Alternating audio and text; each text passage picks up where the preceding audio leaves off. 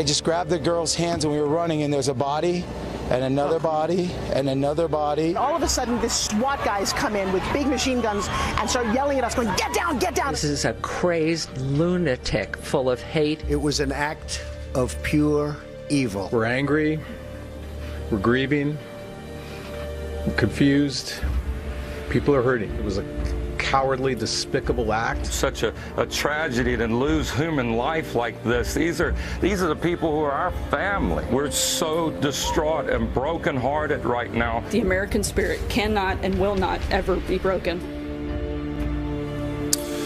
All right, well, it is Tuesday, October 3rd, a rough morning of Fox News alert happening right now, the hunt for a motive into what drove a deranged gunman to open fire on a country concert on the Vegas Strip. At this hour, 59 people are dead. More than 500 others are injured. And we have just learned that the killer stockpiled thousands of bullets in his bags at the hotel. And he had at least 23 guns in his room as well. You're watching Fox and Friends first on this Tuesday morning. I'm Rob Schmidt. And I'm Heather Childers.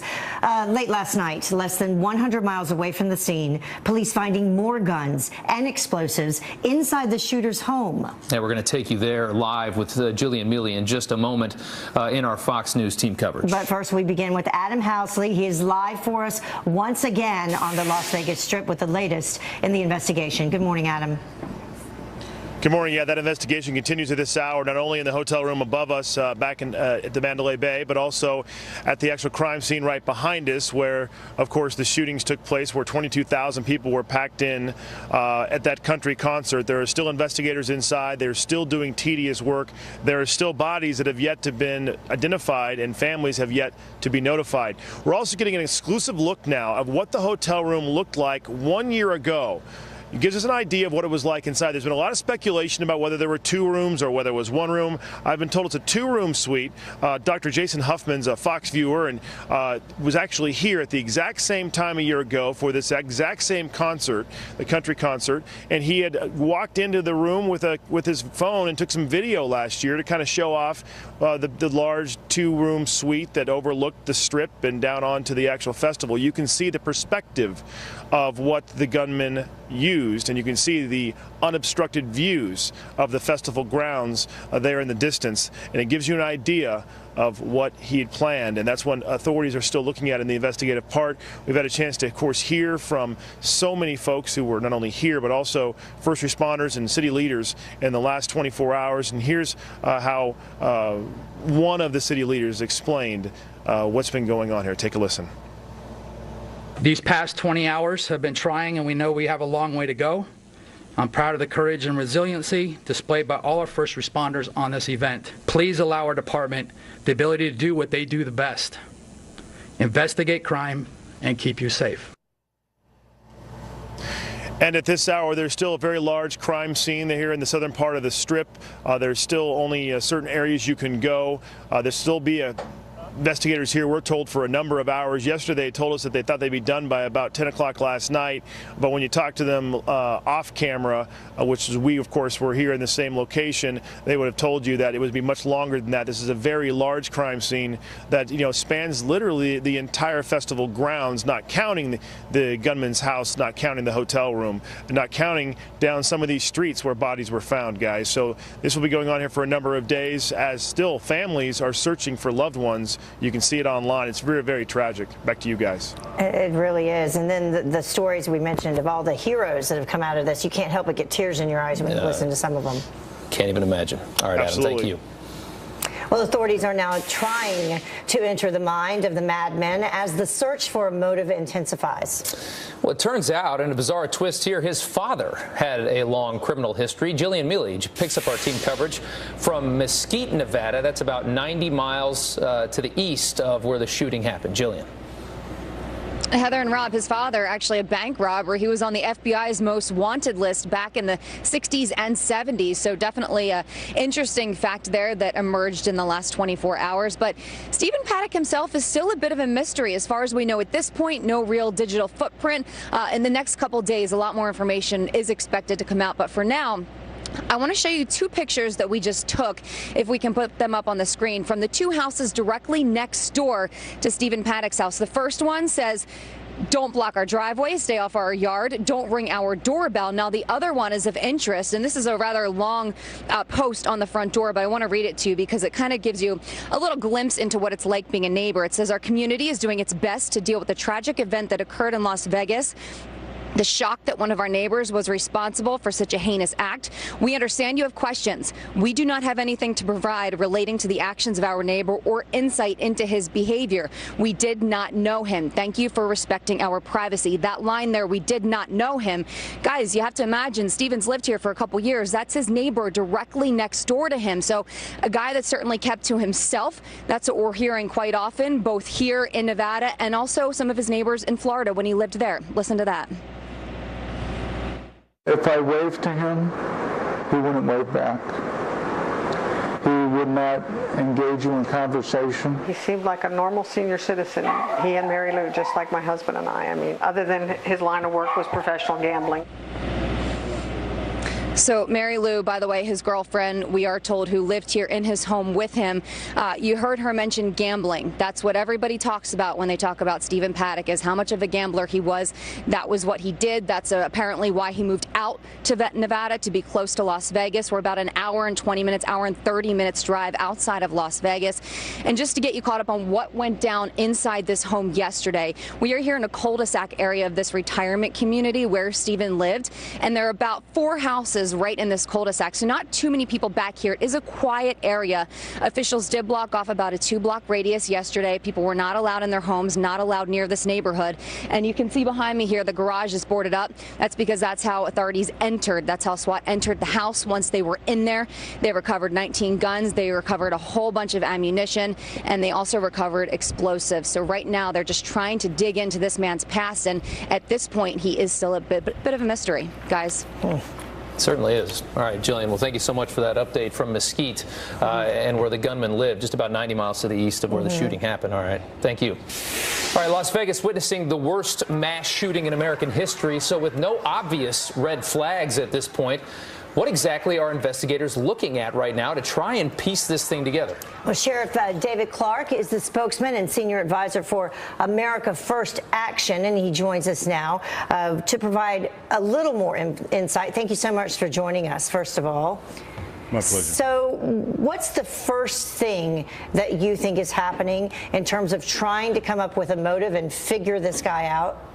Well, I think you're a little ways away from that. The first aspect of this is the collection of evidence, and you collect everything. You don't try to determine its relevancy at this point. You just make sure you process it. There's going to be trace evidence. There's going to be other physical evidence and document evidence. And what you do is you start from the middle of the scene and you start to work outward. So this thing will go well beyond the Vegas Strip there in terms of interviewing people, looking at records, ATF records, gun purchase records, that sort of thing. And then once you have collected everything, you start to put it together and start to analyze it, and a picture will start to form, and it'll tell you a lot about this situation. Are you as surprised as I think a lot of people are? And you're obviously somebody that's investigated a lot of crime, but I mean, the initial, what we've learned initially just about this man, it shows no real outward or loud political motives, no religious motives. You look for something, or maybe a woman in his life that had recently left him, or financial troubles. I mean, the big basic things that seem to inspire the majority of these types of events are not there. Does that surprise you, at least at this point? Well, once they start to analyze the evidence and the picture starts to form, I think we're going to learn a lot about the scene. But I think some other things that need to be looked at right now is our See Something, Say Something campaign, and I think it needs to be reevaluated, because one of the most effective things that we can do to prevent, detect, disrupt these sorts of investigations is to involve the public. I believe that as this investigation goes on and as they start to interview people, we'll learn a lot more. Maybe somebody did see something, including hotel personnel, including the video, how this guy got this type of arsenal into a hotel or casino complex, but that comes later on. But to See Something, Say Something, we don't find a more effective way to involve the public. When I say we, I'm talking law enforcement. It's going to be very hard to uncover these things and to stay into that prevention mode, that detection mode, and the disruption of this type of incident. You know, Sheriff Clark, it's a fine line. You know, you don't want to impede on people's freedoms, but at the same time, you want to, you know, be able to recognize when there are red flags, when something might be a little bit off. And Mike Baker had brought this up a little bit earlier. And my question is, are there any types of checks and balances in terms of the amount of handguns, the amount of ammunition that someone can purchase? Because, you know, we know that the firearms that this gentleman owned were legal, but he owned, there were 23 found in the hotel room. There were another 19 found at his home. That's what we know so far. Is there any type of checks and balances with that would maybe be a red flag for people? Yeah, any flag that would be raised. If you're buying 20 or more weapons, is there anything that tells you that? I guess there's not. No, well, no, you know what, we try to point to and try to find the technical aspects of this. 20 handguns with a magazine, or one handgun or one rifle with 50 magazines is still going to be able to do that same amount of damage, maybe not in the period of time that he needed. But the thing is, you know, we got to find that sweet spot. We got to find that balance between protecting the public, protecting the homeland, and preserving people's constitutional rights. And that's the tricky thing in this sort of situation, because look, there are over 300 million guns in the United States. We're not going to know where all of them are. Some people have multiple guns, but here's the thing I want people to understand. The ordinary gun owner would never dream, even having a nightmare, of taking that firearm and committing this type of carnage. So I want to caution people about overreacting. When I say people, I'm talking about politicians. I'm hearing it already. We need more gun control. No, we don't. Look, we need to do something, but we need to do something reasonable. We need to do something that's achievable. And with 300 million guns in circulation, thinking you're going to collect all those guns is not the answer. And again, I want to point out, the average gun owner would never use that firearm in this sort of fashion. Yeah. That is a good point. All right, Sheriff, well, thank you so much. As the discussion and debate continues about how to prevent things like this from happening, and there aren't a lot of good answers out there right now from either side, and that is the big question. But thank you for coming on. Thanks, Sheriff Clark. Well, the time now is about 10 minutes after the top of the hour. And in the face of tragedy, the Trump administration urging Americans to come together. The American spirit cannot and will not ever be broken. In the days ahead, we will grieve as a nation. We will honor the memory of those lost as a nation. Trying to see some positives from this story. During the chaos, an Iraq War veteran rushes to the scene to use his own truck as an ambulance to take victims to the hospital. A very unbelievable story that will make you proud. That's coming up next.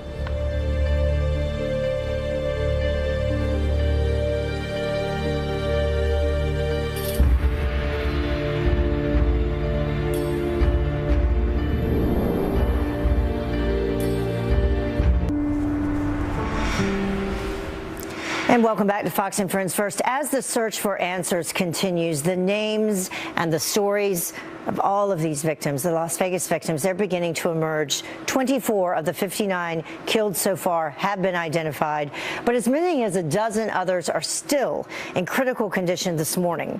Hundreds of people waiting up to 6 hours to donate blood at 3 locations. Look at these lines near Las Vegas, some even lining up in the middle of the night, just hours after the shooting. A GoFundMe page has been set up to support the victims and their families, with thousands of donors raising nearly $3 million in less than 24 hours. And that is really something else. Well, in the midst of the tragedy, stories of heroism and compassion are emerging from America's deadliest mass shooting and just a horrific display of violence that we saw. Iraq War veteran Taylor Winston did not hesitate to save lives, using an unoccupied van left with the keys in its ignition as a makeshift ambulance. The 29-year-old says he brought about 30 people to the hospital in a series of trips. A real hero. Also, Taylor Benj, who survived the shooting, says that his own sister jumped on top of him when the bullets started to fly. My sister, you know, being as noble as she is, she actually threw herself on top of me and was saying, "I love you, Taylor, I love you." And I'll never forget that. That is fantastic. And she survived as well. They both survived. Also, off-duty Arizona firefighter Kurt Fowler was shot in the leg as he raced to shield his wife from bullets. Fowler was seriously injured and had to undergo surgery, and we are all pulling for him. Yeah. And another act of heroism. We do love to hear things like that. Just the beginning of those stories.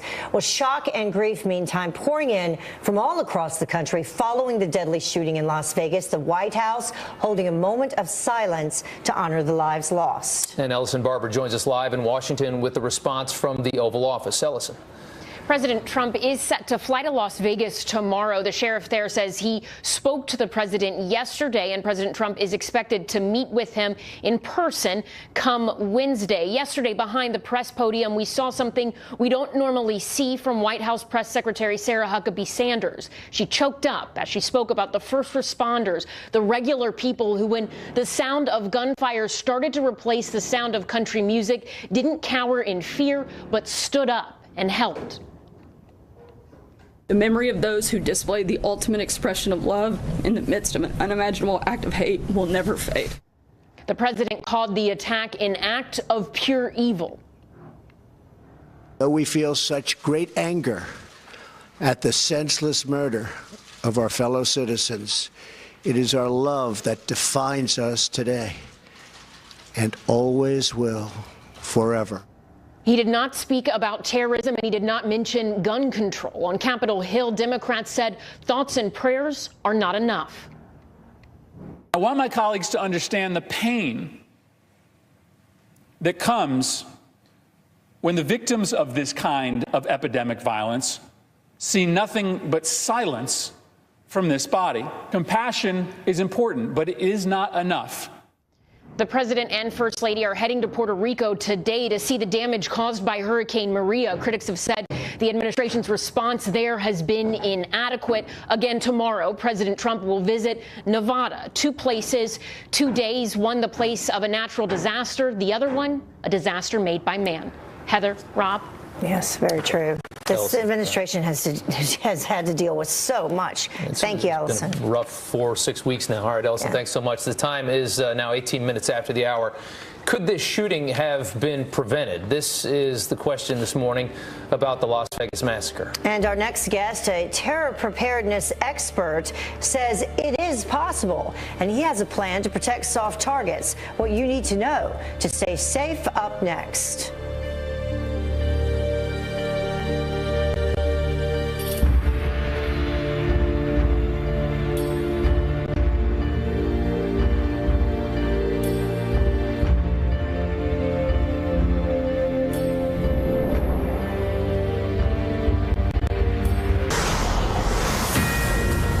Well, soft targets like the concert venue in Las Vegas now prompting questions about whether such an attack could have been prevented by hotel or by city officials, by police. So how, if at all, can you protect yourself? Here to weigh in now is a former member of Israel's Special Operations Counter-Terrorist Unit, Aaron Cohen. Thank you so much for joining us. Good morning. You say that there are several layers to this that could possibly protect people. Yeah, professional quality security lives in a reflexive, expansive, and multi-layered system, which means that it would take a multi-failure event for a mass shooter or a terrorist to reach his target. Every layer or ring would have to fail. And so one of the things we've learned over years of dealing with terrorism in Israel is that you can't have total security. You can't have total safety. So what you do is you supplement it with as many layers as possible so that you can push the threat as far away. And in the case of this particular mass shooting, I believe that simple bag checks, no matter how annoying it gets, I really do believe that simple bag checks would have been able to detect the weapons before they got upstairs, which then leads us to the deny phase. And then there's the deterrence phase as well, which is having an armed presence. And I believe that there was semi-adequate security at the actual concert, but there was a lack of security at the hotel, to nobody's fault, because this is the first time we've seen carnage of this level here in this country directed from a hotel directly above a crowd. But if I was advising the president, every soft target where there's thousands of people that are congregating, there needs to be security that expands accordingly, and that includes a lot of undercover police as well. We rely on our plainclothes and off-duty officers in Israel tremendously, and they act as force multipliers, and there's over 1 million sworn officers here in this country. I'd be tapping into that really aggressively as well. Isn't this, I mean, this is kind of the reactionary sense, though, that I get kind of, it becomes frustrating because it's like, okay, now we do this. Okay, now they're going to do this. Okay, then we do this. Now they do this. They go this way. Now we just chase it around. At a terribly large expense, too. The security industry is billions and billions of dollars every year that we spend in this country. It almost feels like we're chasing them when we need them to start chasing us, right? I agree with you. I think that's very well put. Here's the thing. Security exists in the area prior to the attack. And the problem in our country when it comes to our security, because we have a lot of polarized opinions about things that are being taken away from us and rights and those types of things, and the uncomforts that we'll have to face and the threat of a police state, quote unquote.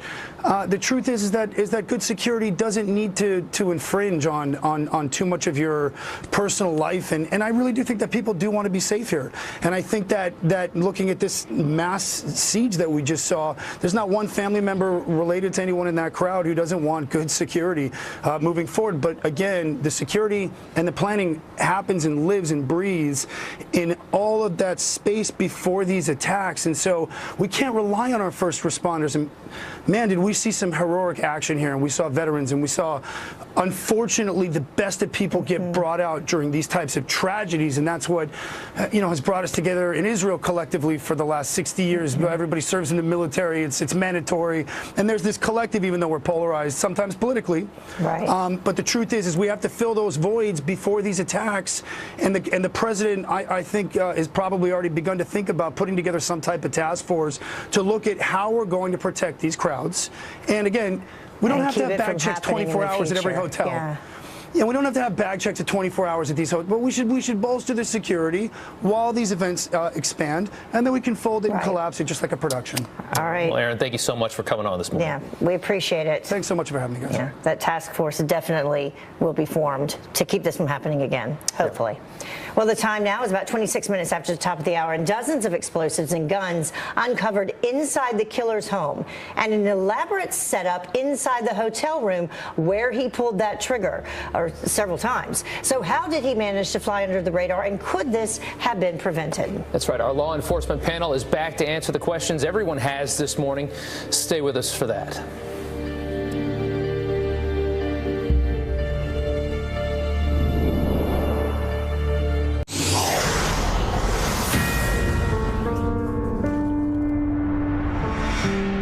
We believe Paddock is solely responsible for this heinous act. We're shocked, horrified. Where the hell did he get automatic weapons? I would not want to wish it upon anybody. To see what we saw is a horrible, horrible, horrible moment in my life, but we were able to take care of people. A Fox News alert for you. Brand new details this morning into the worst mass shooting in modern U.S. history. That's right. New details emerging about the killer and his family's criminal history. And the first victims who lost their lives at the hands of this deranged gunman are being identified. Adam Housley is live in Las Vegas, where authorities are trying to unravel a motive this morning. Adam. That's right. They're trying to unravel a motive not only here, but at his house, about an hour or so drive away. I can tell you at this hour here at the location where the shooting took place a little more than 24 hours ago, there is still an ongoing investigation. Even in this early morning in Las Vegas, you can see different investigators walking around. Not as many people that were here, obviously, when it was light out, but still a number of units that are parked outside. Of course, the entire area is still shut down, and inside there is a very tedious investigative process going on as they document the entire area, which is, of course, about a couple of acres in size where the concert was taking place. Also up above, I can see lights on inside the room where the shooter took his aim at so many people down below. And as you might imagine, it's really resulted in a lot of rage here in Las Vegas, including from the mayor. Take a listen. The act and insanity of a scumbag madman. It's just been a tragic time. How dare any human being do that? This has just been a tremendous bonding for us all as we come together, and we just know the sadness is that there are probably a beautiful number of 59 new stars in the heavens. 59 new stars in the heavens. You can see the stars out here tonight in Las Vegas, and not the ones you find on the Strip, but the ones up in the sky. A couple of notes to give it back to you. One, they've also asked people here to refrain from giving blood for a day because they do have a lot of blood. They had massive lines here. They do say they'll need more, so they're asking people maybe to come on Wednesday or Thursday to give blood. Also, still families that we've heard from via text and via Twitter and Instagram and Facebook that are still looking for loved ones. We know there's some in the hospital that have not yet been, they're in very serious condition. And we also know that they haven't been identified. And we also have people that were unfortunately killed that have yet to be identified. And so families do have pages put up, guys. It's very sad just to see those as they look for their loved ones that are missing still at this hour. Back to you guys. It's horrific, and I cannot imagine the anxiety that comes with not knowing for coming on 30 hours now. All right, Adam, thank you so much. All right, a weapons stockpile and a dark family history uncovered. So how did the gunman in the deadliest shooting in American history slide right beneath the radar of law enforcement? For more insight on this, let's bring in our law enforcement panel. Former member of the FBI Joint Terrorism Task Force, Steve Rogers, former CIA Covert Operations Officer Mike Baker, and former D.C. Police Detective Ted Williams. Gentlemen, thanks so much for coming on this morning. We do appreciate it. Steve, we'll start with you. How does somebody like this go from being almost, nobody had any idea there was anything to this guy until he does something like this? I mean, there's usually an escalation in crime. There was nothing here. Well, you're absolutely right. No history of domestic violence. There was no history of any involvement with law enforcement. No history of mental illness. I mean, I could go on and on. Look, the motive is something that police are now scratching their heads about. But I'm thinking in this term that this was a venue that was all-American. I mean, these country western events are all American, American pride, etc. It may just boil down to that this guy had a beef with the country. He didn't like the way things were going, and he decided that he was going to take this horrific act. It could be as simple as that. So I believe at the end of the day, the criminal psychologists, the criminal profilers that weigh in are going to have a lot to do with helping us find the motive. Mike, let's extend that over to you. If it was as simple as that, that was the first thing that crossed my mind, is that it could have been politically motivated because of the type of people that attend a country music concert, frankly. But if that were the case, wouldn't you suspect that there would be more outwardly visible political displays in his life? I mean, people would know that he was this radically left, I guess. I don't know. I think maybe in the age of social media, we're all used to seeing people air their laundry out there. But I think the average person, still the majority of people live below the radar. And, most of them are, blank canvases. As Steve said, this guy didn't, pop up. There were no service calls on him. So it's frustrating for people because we all want the answer to why. But sometimes you just have to let the investigation run its course. And, again, we're kind of used to this age where we get everything immediately. And that's not how investigations oftentimes play out. We'll get the motive. We'll figure that out. But right now, it's all speculation. And frankly, I don't think speculation ever really helps anything. And I completely agree. And that's one of the big risks of having to do television all day long, is that you begin to speculate just to have something to talk about. And you don't want to do that. Ted, over to you real quick. You've been a detective. You've investigated a lot of crimes. You're an attorney now. Is it bizarre to you that this deep into it, we have really no idea what this guy was thinking? I mean, it must at least be bizarre, even if we know we have to investigate. It's just strange, isn't it? Well, Rob, Mike and Steve are right on target here. We're going to have to let this play out. I think one of the keys to this investigation is going to be Mary Lou Dantley, the girlfriend that's out of town. She was the closest person associated with this guy, so clearly they're going to be looking at her. And as Steve said, hey, this guy may have just set this up. We know something significant here, Rob. Rob, and that is that there was supposedly been ammonium nitrate and fertilizer found in his car. All our viewing audience need to remember was the Mora building in Oklahoma where we had Timothy McVeigh. And so this guy may have had a lot of greater things that he wanted to do to bring attention to himself. Yeah, that's certainly true. Steve, back to you for a second. And another big question that a lot of people want answered is, how do you stay safe in a country where we're seeing an escalation in violence like this, where we're seeing more and more gun violence and mass shootings? I know everybody now is talking about, security at hotels. Of course, that's where we're going to go. That kind of reaction and that reactionary kind of response, what happens the next time somebody goes into a grocery store? Are we going to start checking everybody that walks into Whole Foods? Are we going to start checking everybody every time they go? What if this happened from an office building? Are you going to get your bags checked every time you go to work? You're right. There's a lot of debate over how we can do this, but I think the best way and the most effective way is going to be what we've said all along. If you hear something, you see something, say something. I mean, look, Ted was spot on about this female that may have been involved. Look, she may not be directly involved in this, but she may have knowledge, and maybe there are other people who had knowledge about this individual, and they should have said something. So I think the best defense and the best preventive measures we can take is people to step up and say something if they see something. That is, and that's a code that the New York City lives by, and I think it certainly is. If you have any indication at all, you can't be shy about it. You got to just go out there and you got to at least give somebody a heads up. Guys, thanks so much for coming on this morning. We do appreciate your time. All right, 38 minutes after the hour now, Democrats calling for gun control in the wake of the Las Vegas massacre. So is now the time to get political with this? Why our next guest, a former NYPD commissioner, is blasting the left for using this tragedy and so soon to advance their own agenda. Also, Jason Aldean performing on stage the moment that the gunman opened fire. He had to run off to save his own life. The country music superstar opening up overnight. And Carly Shimkus is here with what he's now saying on social media. You don't want to miss that. Stay tuned.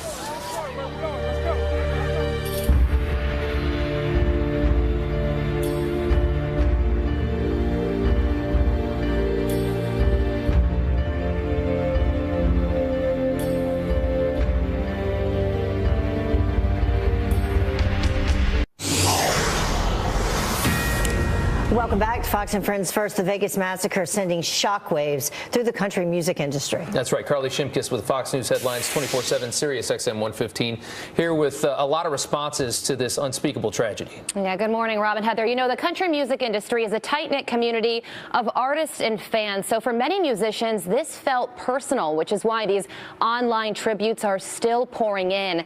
And country music superstar Garth Brooks responded with this emotional Facebook video. Character flows in country music. All our love to the victims' families, all our loves to the band and crews. Tough.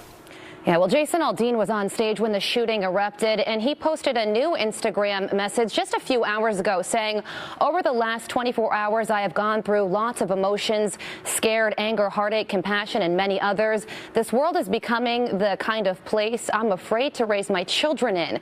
We are all humans, and we are all Americans, and it's time to start acting like it and stand together as one.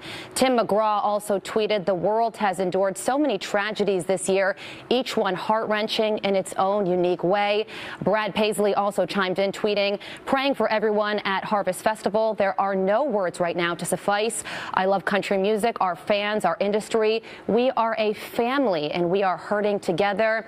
And the Zac Brown Band also tweeted, last night the music community was shaken to its core by a senseless, tragic event. We grieve for the victims and all those affected. Now, from grief comes action, because a GoFundMe page called the Las Vegas Victims Fund page has raised nearly $3 million in less than 24 hours. So a lot of people, Rob and Heather, helping out today. Yeah. Find it cathartic to give something back and try and do something positive in the wake of all that negativity. Carly, thank you so much. Thank you.